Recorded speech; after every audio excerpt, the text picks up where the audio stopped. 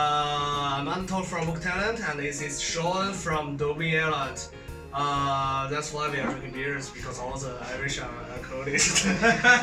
Since I come from the north, I come from north of China. I'm alcoholics too. So today's topic is about how much it costs for living in China per month. So as you know, this YouTube video series is about interviewing our different current candidates and teachers already in China to let you know more about China before coming.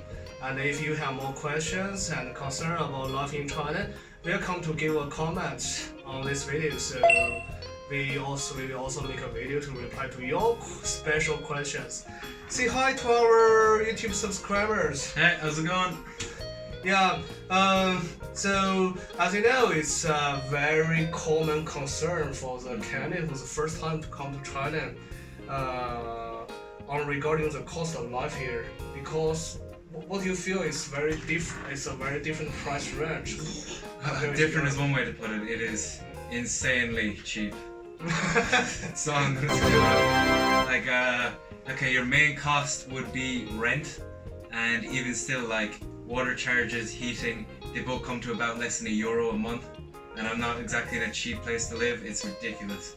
If you talk about like subway stuff, you're talking about like 50 cents. The subway trick. Yeah, it's because we are a socialism country, socialism country, and as you know, I went to France, and before I went to France, I was very scared. I knew there will be such a large price difference. It's very expensive for Chinese and me to live in France. Let's give some example for the price difference between Europe and China. For example, you mentioned the rent. How much does it cost to rent a studio in Dublin, in the center? Oh Jesus, it's centre Dublin. In center Dublin, yeah. Jesus, you're looking at about 1,600 a month. 1,600 euros per month. Dublin is very expensive. Yeah, that's like, maybe the rent might be quite similar from Shanghai and Dublin, because years ago we made a stupid mistake. We rented an apartment, very nice apartment in the center of Shanghai. The rent was also quite similar, but it's with 3 bedrooms for 3 of us. Yeah, and how much do I was talking about just for one person. Like person, yeah. Where I'm living now, that's what I was kind of basing it on. Cost about 1,600 a month in Dublin. I'm in Shenzhen, where that would be, we were looking at, I pay about 300 a month. So that's quite a difference. It's more than 5 times 300 cheaper. euros. 300 euros. The equivalent of €300 a month. That's like about 3,500 RMB. Yeah, around it. Now the euros to US is like 1 euro equal to 8 euro. Yeah, around 7. 1 euro equal to 7 to 8 euro. Yeah. That's for the rent. And if you find one thing in China, I think is that we are really searching for apartments. All the apartments is like they are already with all the furnitures. Maybe it's a different point in Europe. Do you always find the apartments? No, for what I was referencing for the rent in Dublin, you literally get the room and you have to furbish it all yourself. At least the apartment I rented, everything was there anyway, so that'd be about another €1,000 if you were getting in Dublin to furbish everything, and it was all there in Shanghai or Shenzhen. Yeah, do you think the rent is already the biggest cost for living in China per month? Yeah, for me, I think so. Yeah, definitely, and like, that's not even saying that like the rent is expensive. That's like, okay, you could feed yourself off about €3 a day, and that's not like cheap food. It's ridiculous. And for food, let's talk something very basic. Like the price for potatoes per kilo. Have you already tried the Chinese supermarkets? Yeah, been a few times. Yeah, I feel like my personal feelings. It's like in France, I mainly eat 3 vegetables: carrots, potatoes, onion. Right? Yeah. It's the same in Ireland. Yeah. Yeah, those are 3 vegetables, very affordable. And in China, maybe potatoes are more expensive than. I didn't notice. Are they? I think so. I think because for potatoes in China, we still consider it as a vegetable. Instead of one food here is rice. Right? In Shenzhen. And for the other vegetables, especially green vegetables, oh my god, I just can't afford it in France. It's so expensive. Yeah. And like the cumin, you know the cumin? Yeah. In the history, in Chinese history, we learn lots of wars between European countries. Like some wars are because there was a war for cumin. And in my age, I feel really confused. Oh, will two nations start a war for cumin? But I really understand. When I arrived in France, I saw a little cup of cumin cost 12 Oh, you're euro. gonna fight for it if you want to. Yeah, I will fight it for that too. But in China, if you buy like some stuff like cumin, we sell like what? We sell like a big package, 1 kilo of cumin. You can 3 euros to buy. And green vegetables are very expensive here. And have you ever, what do you think about the public transportation here? Have you ever tried the train or the bus? Oof, I still need to branch into train and bus, but I've been relying a lot on taxis lately. And okay, from what I'd estimated now, about half an hour in a taxi will cost you about €7. €7 is around 55 yuan.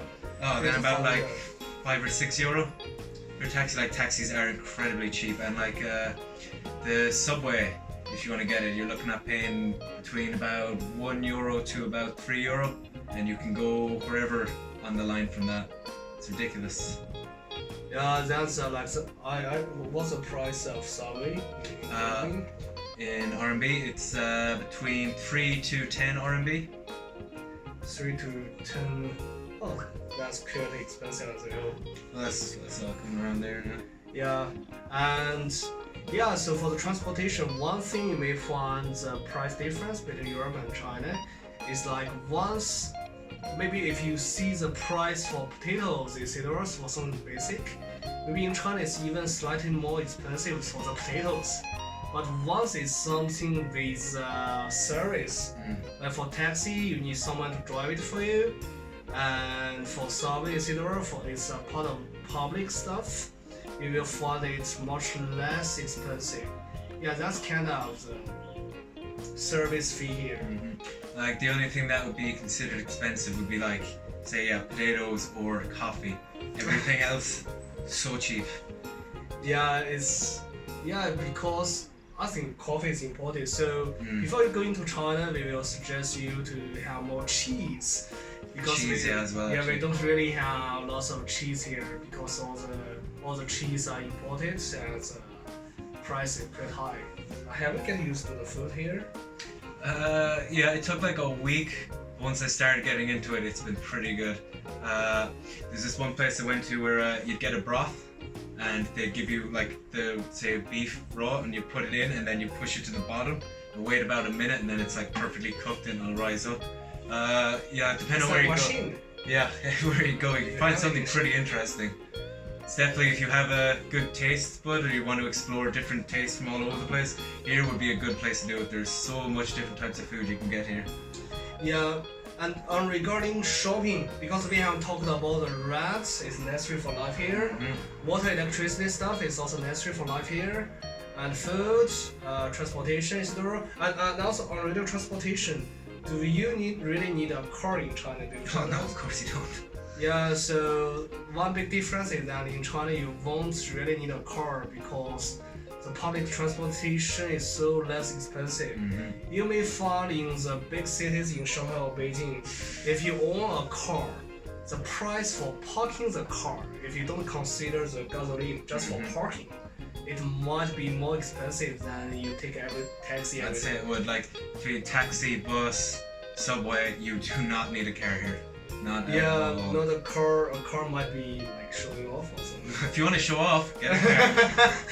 You may find the car here a very big car, like always Mercedes or like Audi, Chryslers, lots of good brands. There is no much old cars here.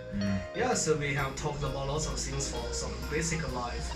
And Sean, have you ever tried something like a bit with some plus life, like for buying new clothes here, massage, karaoke. Have you ever tried that? I haven't tried massages or karaoke yet, but see, I was advised, fortunately and well, to pack light because realistically, you could bringing out clothes would be more of a burden than just buying it here. Everything is so cheap. Yeah, because by the law, you may not know that by the law we don't limit the children from drinking alcohol. So personally, I drink alcohol. I started drinking beer from my years of 5 in front of my father. It's just kind of the alcohol culture here. So and also you can drink a beer on the roads. I don't know if it's banned in Ireland. Yeah, you're not allowed to do that in Ireland. Not allowed to drink a beer on the roads. So you can for drinking beers you may feel more freedom here. But all the drugs, like we don't talk about like serious drugs like coke. We call it coke. Cocaine is serious ban in China, and also for the weed is also very serious ban in China. So for two of those you want to try, and anyway it's super expensive in China if you can't find a way to find it. Yeah. So for the Life on Plus, I mean, you have talked about the shopping mall. You have talked about the size of shopping mall. There's a shopping mall here bigger than the entire town I grew up in. It's called Raffles City. There's 5 tiers of it, and it starts right underground. It also is the downstairs. ridiculous. Yeah, it's insane. Yeah. What kind of brand do we have? Well, it's like H&M, Zara. What kind of brand does it not have? Everything. Almost all the brands. Everything I've seen in Ireland that would have been a brand would have been here. Yeah, maybe except some very local brands. Yeah, like the local ones, it probably wouldn't. But if it's like a big chain, it's definitely you'll find it in almost every shopping centre you'll find here. Yeah. H&M, Diesel. Yeah, DKNY. those are already very international, like H&M, Zara. And for example, you can't find. Do you have CELTA in Ireland? No. Yeah, it's like CELTA is a very French brand for buying clothes for male. So even the airline. So for shopping, you may find really all those stores everywhere. So basically, for your monthly consumption, let's talk in dollars. So for rent, we may spend around $500 per month, and for food, let's say $200 per month. Jesus, don't spend that much, but alright. Yeah, so food plus beers, $200. You could get a can of beer for less than $1. Yeah, that's a Chinese brand. The best Chinese brand for beer is Qingdao beer. It's kind of it's made by a city which was colonized by German. So that's why we have some good technology. Only this brand, Qingdao beer. So basically for rent plus food is $700, and plus electricity, SIM card, Wi-Fi, bank card, water, all of those will take less than $30. Yeah, but so then in total for necessary life stuff it will be $730. And if you want to do something extra like let's just consider if you want to buy new clothes and do a massage. Personally I do massage every 2 weeks. But don't worry, it's very, very, very healthy massage. Very healthy. So just healthy massage. So a massage here can cost around $10 to $20. Depends on the area. And for karaoke's cost around $6 per hour. Generally we can sing for 3 or 4 hours.